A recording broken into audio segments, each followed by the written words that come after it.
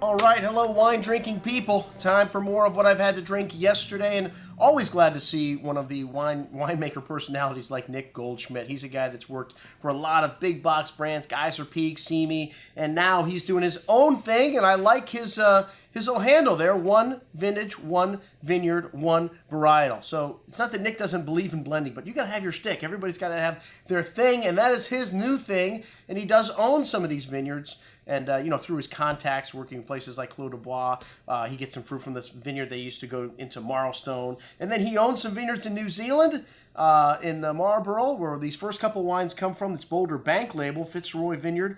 And it's well, the Rapara, he was explaining to me, one of the regions of Marlborough where this comes from, and there's round river stones here, so you really get that minerality shining through in this wine. And it's, I don't want to say your typical New Zealand Sauvignon Blanc, because it's not tutti fruity like that fruit cocktail-like fruit. It's got some passion fruit in it, but also some nice spice, some peppercini spice, and a hint of that grassy nuance as well, and a slight briny character. This wine's got some good complexity on the nose, and a good amount of that tropical fruit, though, on the palate, with that peppery spice showing through with a long mineral-laced finish.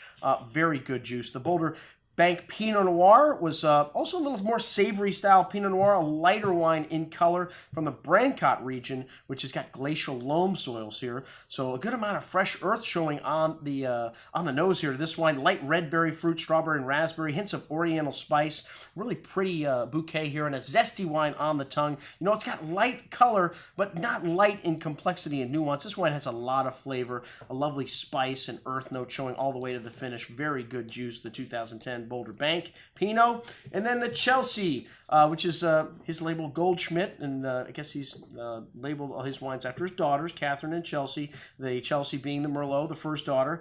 And this is from the Marlstone Vineyard. The first vintage was 2005, but Nick's been working with this vineyard since 1995, so he knows it quite well. And this wine's a little bit more in the old school, old world style rather, and dark cherry, plum fruit on the nose with notes of fine herbs, dark cocoa, tobacco spice, a nice hand of minerality and earth to this wine, smooth and polished on the tongue. You get a nice hand of that spice and herb showing through on the finish with a firm hand of acidity holding everything together. Wonderful balance in this wine, and like I said, maybe a little bit understated, but it's got a lot of nuance on the finish and on the nose. Excellent juice.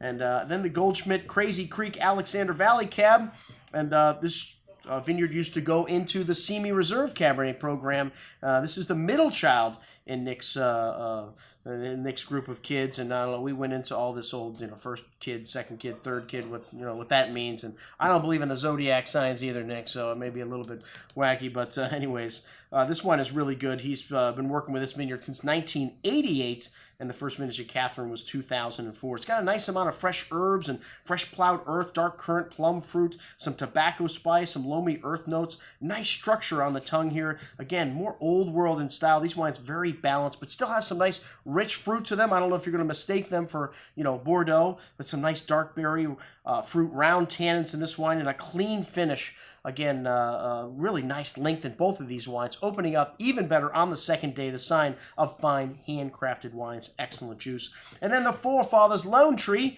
This is not his signature wine, but it is a small production wine, only 300 cases. This vineyard site used to go into one of Geyser Peak's wines. And this one's got a nice complex bouquet here, dark cherry, currant berry fruit, array of fresh earth, tobacco spice, nice complexity on the nose, definitely turning it up a notch here in this with this wine. Minerals, kind of pencil lead note showing on the nose. He started his own label in 1998, and that was still while he was still working for Simi.